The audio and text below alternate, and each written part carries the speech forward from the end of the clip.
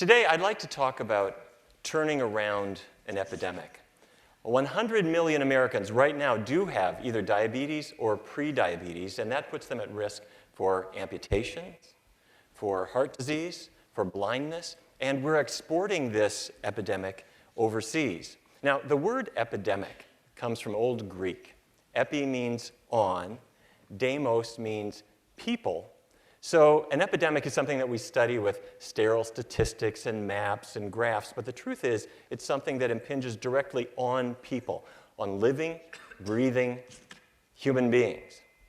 But my story actually starts in the basement of a Minneapolis hospital. The year before I went to medical school, I was the morgue attendant, or as I like to say, the autopsy assistant. What that meant was whenever anybody died, I would bring the body out of the cooler and put the body on an examination table, and the pathologist would come into the room. And one day, a person died in the hospital of a massive heart attack, probably from eating hospital food, but that's another story. So to examine the heart, you have to remove a section of ribs. And this is not done with great delicacy. You take what looks like a garden clipper, and you go crunch, crunch, crunch through the ribs on this side, and crunch, crunch, crunch through the ribs on this side. And the pathologist pulled this big high wedge of ribs off the chest, set it on the table. And he knew that I was going to be going to medical school, so he wanted to make sure that I saw everything. He would say, Neal, look at this. These are the coronary arteries. We call them coronary because they crown the heart. And he sliced one open. He said, look inside. And so with my gloved finger, I poked around, and it wasn't a wide open artery. It had what was sort of like chewing gum inside, except that it was hard like a rock. And he said, that's your bacon and eggs, Neal. That's atherosclerosis. And we looked at the carotid arteries going to the brain, the arteries going to the legs, the arteries going to the kidneys. They all had this hardening of the arteries, this atherosclerosis. He said, we see the beginnings of this in 2/3 of people by age 23, which happened to be the exact age that I was at the time. So anyway, he writes up his findings, massive atherosclerosis, acute myocardial infarction, and he leaves the room. So I picked up the ribs and put them back in the chest, tried to make them fit right with the other ribs, and I sewed up the skin and cleaned up, and then I went out and went up to the cafeteria, where it turned out they were serving ribs for lunch. Now, let me tell you something. I knew about ribs. I grew up in Fargo, North Dakota. I come from a long line of cattle ranchers, and I remember the smell of the cows out in the field. I remember the smell of the cows in my grandpa's barn. And I remember driving a load of cattle with my uncle to East St. Louis to the National Stockyards. And I remember the National Stockyards Hotel, $2 a night, and the smell of that room. And I have to say, every day of my life, it was roast beef, baked potatoes, and corn, except for special occasions when it was roast beef, baked potatoes, and peas. And that's sort of the way we ate. But my father did not like the cattle business. So he left the family farm, and he went to medical school. And he spent his life at the Fargo clinic treating diabetes. He became the diabetes expert for the whole region. And I have to say, my father really was frustrated because patients were given diets that they did not like. What we would say is, or what they would say is, diabetes is a condition where there's too much sugar in your blood. So don't eat anything that turns to sugar. So don't eat bread. Don't eat fruit, don't eat pasta, don't eat rice, don't eat sweet potatoes, don't eat regular potatoes, don't eat beans, don't eat carrots. All these things had to be limited, and while you're at it, cut calories. And that's what people were supposed to adhere to. That gets old by Wednesday. Patients were also given medicines, and they were given needles and instruction on how to stick their fingers and how to inject insulin. And despite all of this, diabetes never got better. It always progressed. And it then became something that we were exporting overseas. And when I got out of medical school, we had more medicines. And I think we had sharper needles. But to tell you the truth, it was the same sort of result. We had unhappy patients, and we never, ever cured this disease. It never turned around. It was always considered a progressive disease. But there were two scientific discoveries that really turned all of this around. And the first one was taking the widest possible lens. If you look around the world at those countries that have the least diabetes, like Japan, for example, they weren't following anything like the diet that we were giving to diabetic patients. They weren't saying, gee, I'm not going to eat rice, I won't eat noodles. They eat this kind of food all the time. It's front and center on their plate. And the second discovery came from looking inside the cell, especially the muscle cell. And the reason we look at muscle cells in particular is that's where glucose is going. That's where blood sugar is going. That's the fuel that powers your movement. You know about a person who's running a marathon? What are they doing in the weeks leading up for it? They're carbo-loading. So they're eating pasta and they're eating bread to try to get that glucose into the cell for energy. And that is the problem in diabetes. Because glucose is there outside the cell trying to get inside. In order to get in, it needs a key, and that key is insulin. Now, what if I get home, and I'm getting up to my front door, and I take my key out of my pocket, I put it in the front door. Wait a minute. It's not working. And there's nothing wrong with my key. But I look in the lock, and while I was gone, somebody put chewing gum in my lock. So what am I going to do? Crawl in and out the window? No. I'm going to clean out the lock. Well, when a person has diabetes, their insulin key is not working. Why would that be? Why could insulin not signal this? What's supposed to happen is the glucose is supposed to enter into the cell. And glucose is the key that makes that happen. But the reason it doesn't happen, it's not that there's chewing gum inside the cell. What there is fat. Fat, little globules of fat. Now, I have to say, doctors hate words like fat. It's got one syllable. So we want to call it intramyocellular lipid. Intra means inside. Myo means muscle. Cellular means cellular. Lipid means fat. Intramyocellular lipid is fat inside your muscle cells. And that is what interferes with insulin's ability to work like a key to signal glucose coming in. Now, in 2003, the National Institutes of Health gave my research team a grant and said, let's test something completely different. Instead of limiting breads and all of these kinds of things, what if fat is the issue, what if we have a diet that has effectively no fat in it? Well, where does fat come from? It comes from two sources, animal products, animal fat, and vegetable oils. So we brought in 99 people, and we asked them to do two things. To really eat a bounty of food, not worrying about quantity. We're not counting calories here. We are not counting carb grams or anything like that. What we're doing instead is we're setting the animal product aside, keeping the vegetable oils low. Very simple. Now, one of our participants was a man named Vance. And Vance's father was dead by age 30. Vance was 31 when he was diagnosed with diabetes. He was in his late 30s when he came to see us. And he said, this is not hard. Unlike every other diet he'd been on, we didn't care how many carbs he ate or how many calories or how many portions. If he was having chili, not a meat chili, it would be a bean chili, chunky vegetable chili.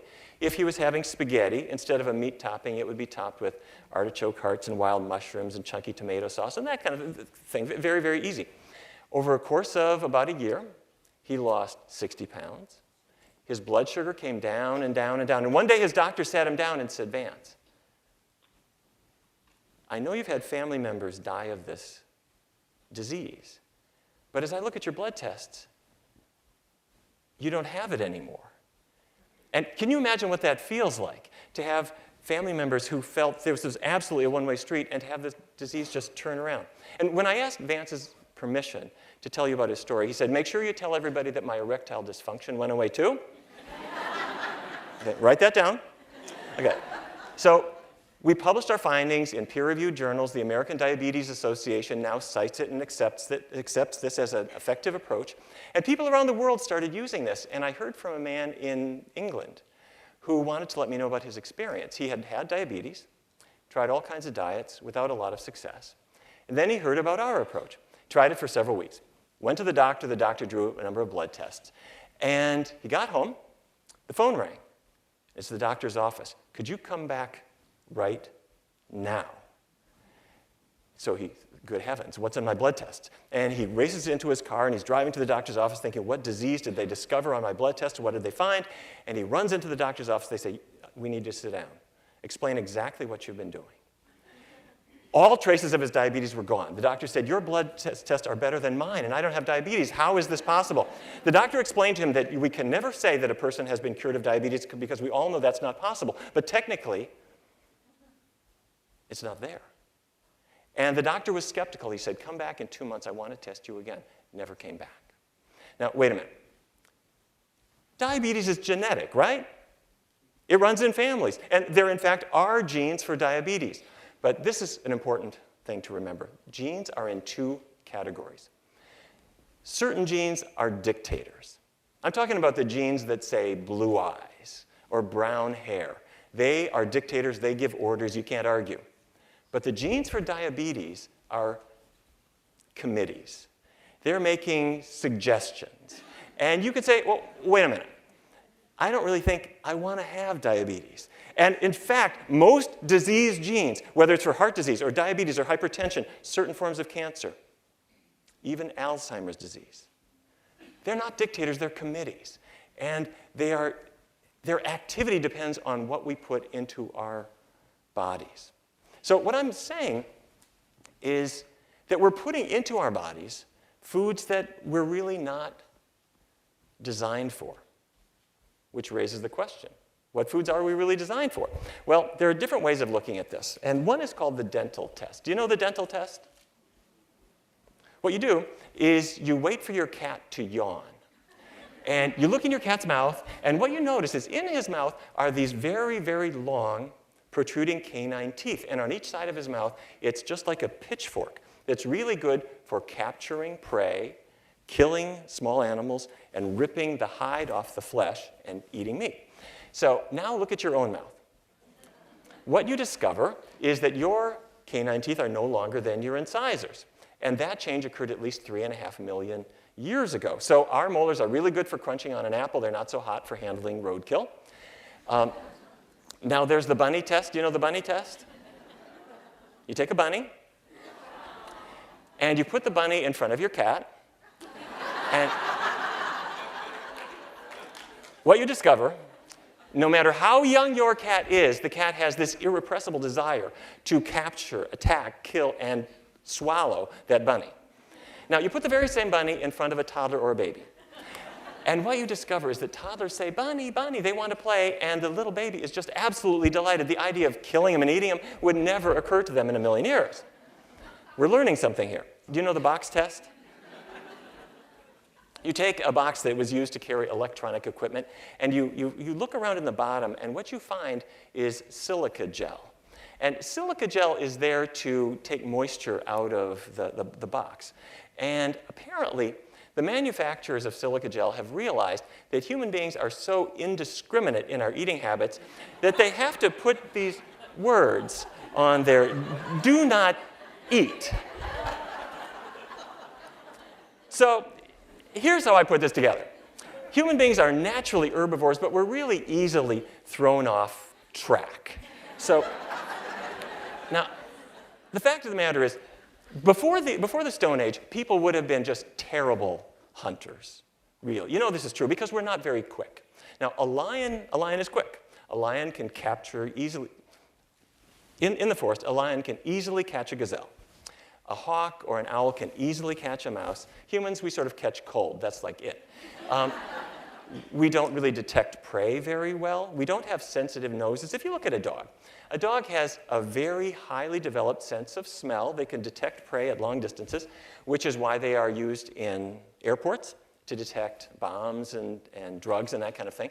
And their sense of hearing far outstrips ours. They are outfitted to be able to detect prey. Now, human beings, we have cute noses, and we have cute ears, but we really are pathetic as hunters.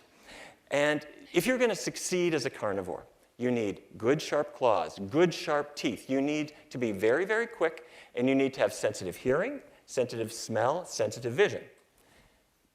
Which actually raises the question, what is the most sensitive part of the human body? What do you think? Well, I actually learned the answer. As I was coming here, I was at the airport, and the TSA agent pulled me aside, and he said, I got to do a pat down, but when I get to a sensitive part of your body, I'll use the back of my hand. And I realized that apparently the most sensitive part of the human body must be our backside, I guess. So anyway, what I take from this is that meat eating began somehow. How did it begin? I put that question to Richard Leakey. And Richard Leakey, the famous paleoanthropologist, and what he said was, you know, human beings as herbivores. You don't have to be quick. You don't have to be particularly sharp or sensitive because you don't really have to sneak up on a strawberry. It's just sitting there. It's not doing anything. But to become carnivores really took some work. And it probably started as scavenging. In other words, a lion doesn't eat everything. When they walk away from the little pile of bones they've left, there's a little meat there, and humans could relatively easily sneak in and cut some of that off and take it back. Now, that requires having some tools to do that with. So once the Stone Age arrived, then we had the possibility of actually doing that. And once we had arrowheads and axes and that sort of thing, then we were really onto something. Meat eating really became a big thing. But we have pre-Stone Age bodies. To this day, when a person puts into their body plant foods, their arteries open up again. Their diabetes starts to get better. Their weight starts to come off. Their body starts to recover. Now,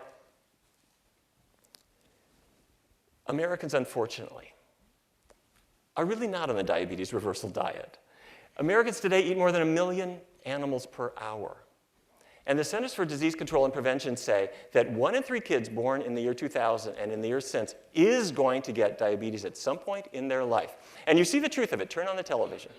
Half the commercials are for burgers, chicken wings, snack foods. The other half of the commercials are for medicines to undo the effects of all the foods that we're eating. So that's where we are. And what if it happened that instead of 100 million Americans having diabetes or prediabetes, what if all 100 million have diabetes itself, or more people than that, and all of them need medicines and testing and hospital care and so forth? Financially, it's a disaster. But personally, the personal cost is just incalculable. Now, I think we're starting to turn the corner. My family has promoted meat for generation after generation after generation. However, in 2004, we reached a peak at 201.5 pounds of meat. That's what the average person consumed in that year. And in the subsequent years, it's dropped and dropped and dropped. We're now under 190, and hopefully that downward trend will continue. But to this day, doctors, dietitians, nurses, they will say diabetes is a one-way street. It never goes away. But that was before we looked around the world and saw, there are dietary patterns that are more healthful. And that was before we realized that looking inside the cell, we can understand how this occurs, and we can understand how to reverse this process. And it was before we realized that patients will make bigger changes than we gave them credit for. So families like mine that have been selling meat for generations, instead, maybe we can sell carrots and asparagus and sweet potatoes and beans. And hopefully the autopsy room will be more neglected than ever because people are going to live longer and they're going to live better. And maybe the hospital cafeteria, instead of serving ribs, could serve a bounty of healthful foods. And instead of studying epidemics, maybe we can celebrate a resurgence of health. Thank you very much.